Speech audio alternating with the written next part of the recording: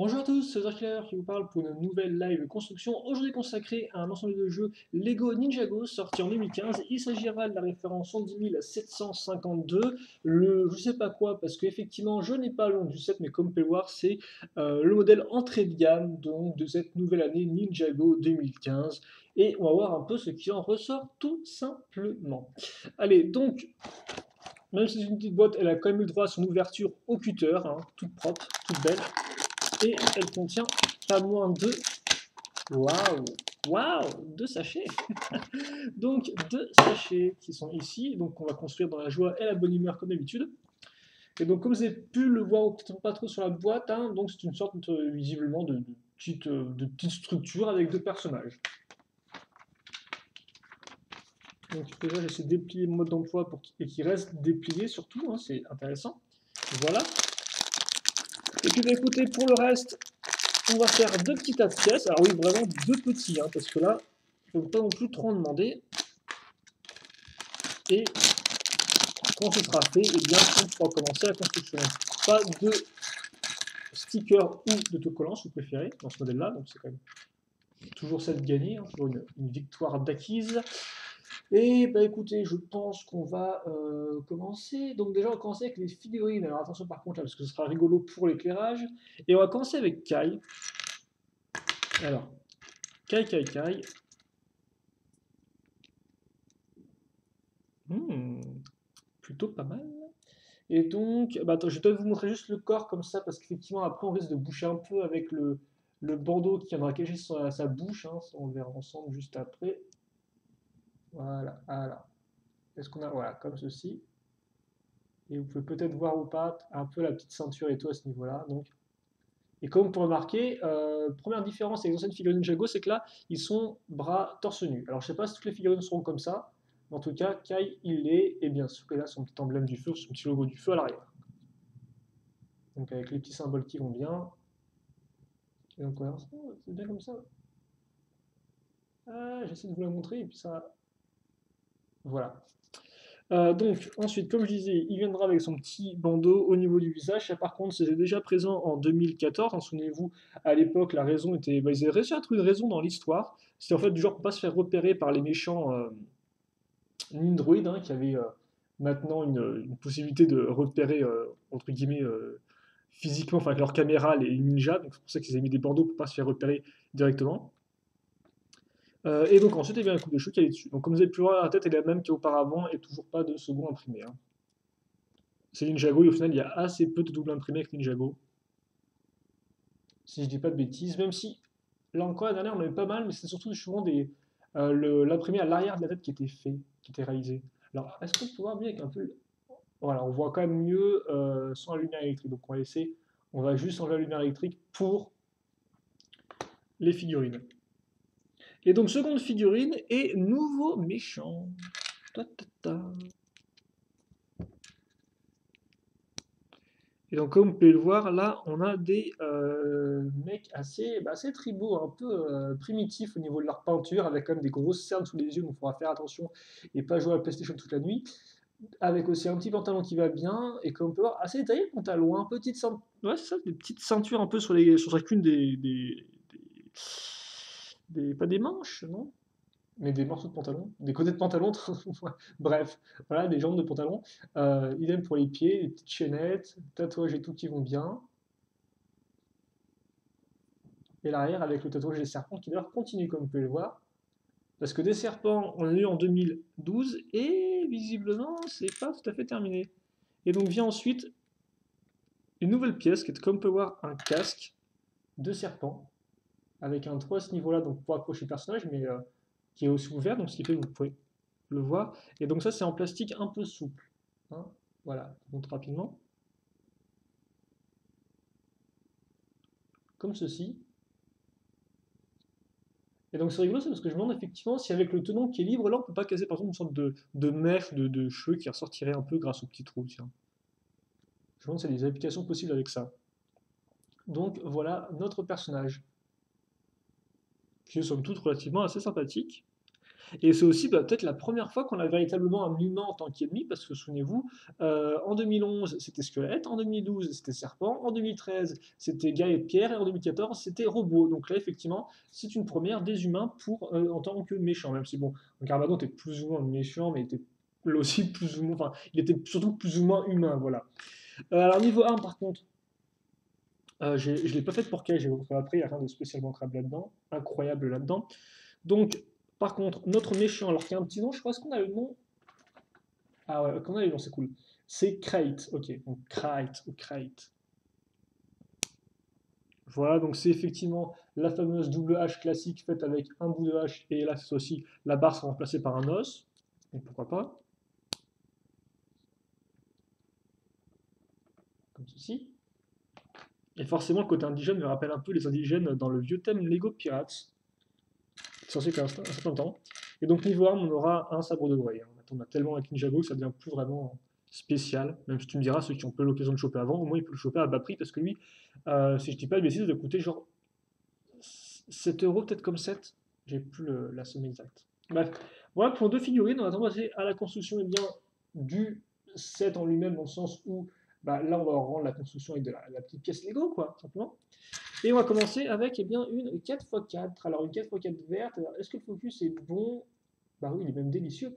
Donc une 4x4 verte avec une 1x2 bleu lisse comme ceci.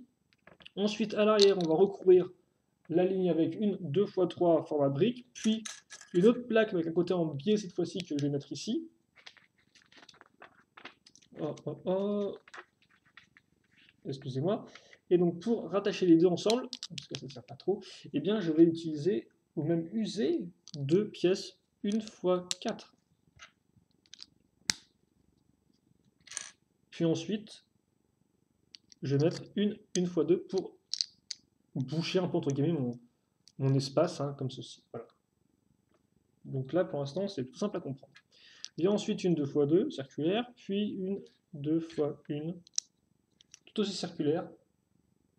Non, une 1x1, excusez-moi, circulaire là aussi, donc en format brique. On va ajouter un peu de couleur, même si c'est assez relatif, vu qu'on restera comme une teinte de marron, donc c'est pas non plus la chose la plus colorée du monde, hein. Donc avec une 2x2 ici, puis une 1x2 lisse, là encore, à ce niveau-là. Donc deux pièces lisses, je me demande s'il n'y a pas une entourloupe, un petit mécanisme là-dedans, tiens. On verra bien ça ensemble. Puis vient une 1x4 beige, puis une seconde 1x4 beige, puis une troisième 1x4 beige, et vous l'aurez compris, une quatrième pour mettre à niveau ici et là. Donc des deux côtés. Ok. Donc ça fait un peu partie en bois, hein, tandis qu'on a la partie un peu en pierre. On met une seconde pièce circulaire ici, donc on a peut-être comme une sorte de petit escalier, je suppose, un peu dans l'idée. Voilà. Et ensuite, sur les côtés, on mettra des 2x1 avec des barres, ici et là. Je mets la 2x2 ici, puis ensuite la 1x4 lisse marron, comme ceci. Ok. Et une fois que c'est fait, eh bien, je vais le mettre de côté. Donc j'ai ma base en fait de structure. Ça, je vais le mettre de côté pour ensuite prendre une 1x2, donc comme ceci, et comme on peut le voir, les petites formes un peu arrondies ici et là. Dessus, une 1x2 qui est moins arrondie, mais néanmoins qui a des trous cette fois-ci. Donc aucune 1x2 normale entre guillemets. C'est dingue ça. Et donc les trous, on va les boucher avec des petites barres de 2 comme vous pouvez le voir grises. Je vous rappelle que la couleur grise, ce sont les barres qui n'ont pas de friction. En clair, qui, vous pouvez bouger un peu dans tous les sens. Par exemple, regardez ça. Je vais prendre cette pièce-là, je la mets ici. Et donc comme vous pouvez le voir, elle tombe d'elle-même, elle touche dans tous les sens. Alors que si la petite barre de 2 aurait été noire, elle aurait une friction plus importante. Et donc, eh bien, par exemple, la pièce aurait resté comme ça, même quand je ne la touchais pas. Alors que là, comme vous pouvez voir, ça tombe tout seul. Hein, ça fait un truc rigolo. Enfin, rigolo. Tout est relatif. Donc vous avez ça. Puis vient ensuite des sabres, mais pas des sabres argentés, des sabres de couleur comme vous pouvez le voir, un peu marron, ce qui est assez intéressant, c'est la première fois que je vois ça. Donc là encore, c'est pas parce que c'est moi, quand je vous dis ça, c'est vraiment moi personnellement, quoi. Ça se trouve, c'est déjà sorti auparavant cette couleur-là, mais je ne l'ai pas vu vu que je n'ai pas acheté le modèle dans lequel elle apparaît, c'est CQFD, ce qu'il fallait démontrer. Ça, ensuite, je le mets là-dedans. Et oui, effectivement, comme peur, maintenant, j'ai une brique 1x2. Là, j'ai un trou 1x2, ça tombe bien. Je peux glisser celui-là ici. Oh, donc est-ce que c'est un interrupteur comme ça? Ce serait bien possible. Ok, donc on a ça pour l'instant. Et ensuite, on va continuer là-dessus avec. Bon, on va arrêter de toucher à ça aussi. Avec à nouveau une x2 comme ceci, puis aussi une x2, donc en plaque cette fois-ci, avec un tenon au milieu. Je fais un petit mur, comme vous pouvez le voir, de pièces comme ceci. Là, d'ailleurs, je vais mettre la structure au niveau du sol et juste baisser la caméra. Comme ceci, et comme cela. Et puis, donc, là-dessus, je case une petite jambe de squelette, ce qui est assez mignon, et un détail assez intéressant, vu qu'on est quand même dans un aspect un peu tribal, un peu, oui, tribal, tatouage, tout ça, primitif, etc. Ça, par contre, c'est un peu plus ninja, là. La petite arche qu'on va construire, parce que je pense que la arche. Ouais, la petite décoration, ouais, c'est ça, hein. C'est effectivement, après, on remet une x4 ici, et des une fois une pentue sur les côtés. Donc, ouais.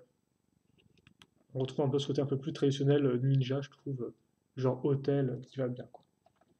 Et ensuite, donc pour l'arme, qu'on va mettre ici, parce qu'on a quelque chose ici, et donc, eh bien, c'est à nouveau, comme chez Calvin Ninjago, nous sort les 4 armes, 4 objets à collectionner. Donc, bah là, c'est à nouveau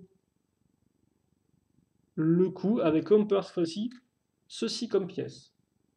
Donc, une pièce, là, elle est couleur un peu vert transparente. Comme on peut voir, vous avez des accroches tenons ici et là, et une accroche, donc diamètre magnifique à ce niveau-là.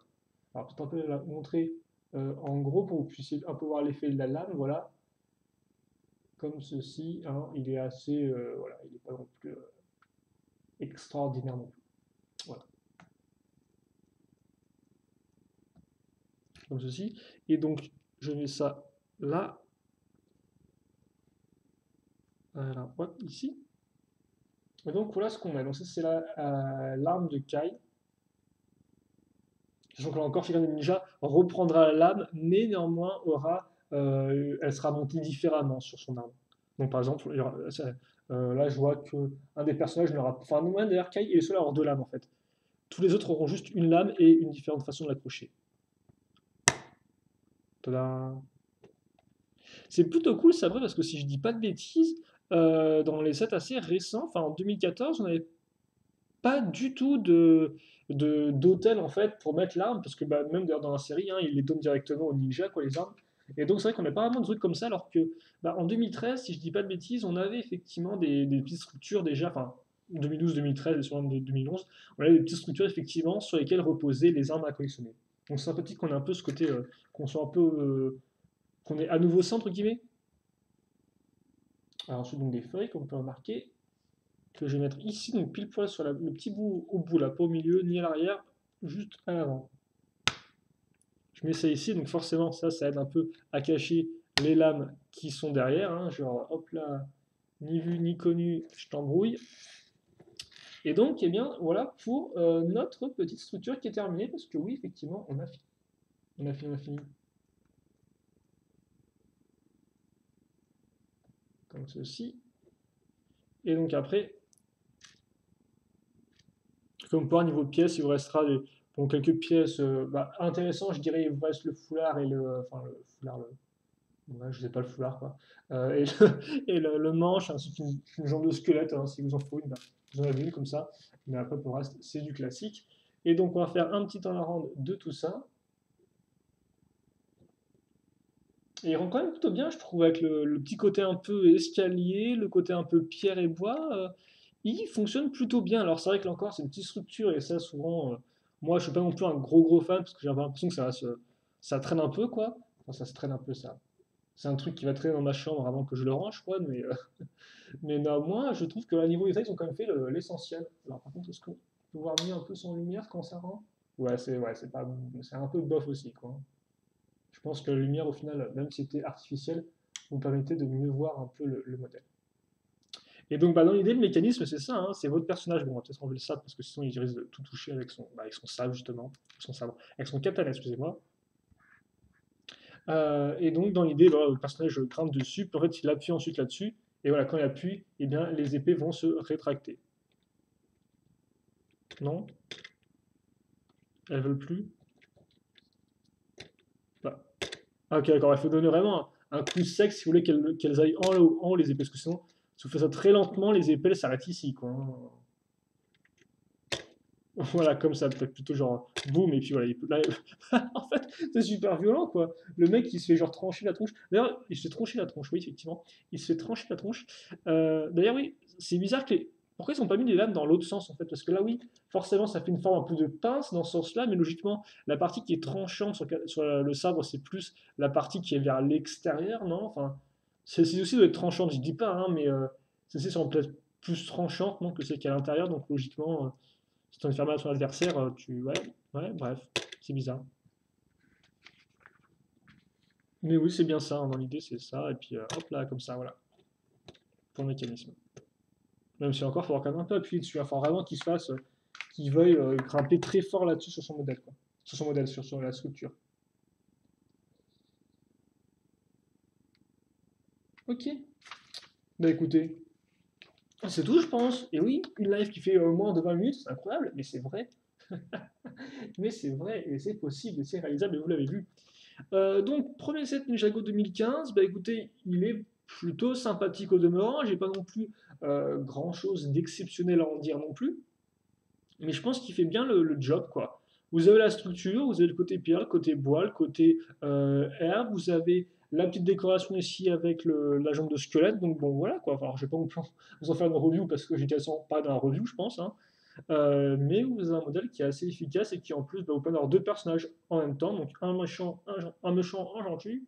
Vu qu'effectivement en 2011, si je dis pas de bêtises, les petits décors comme ça, il y a le petit décor entrée de gamme comme ça, il y avait qu'un seul personnage dedans.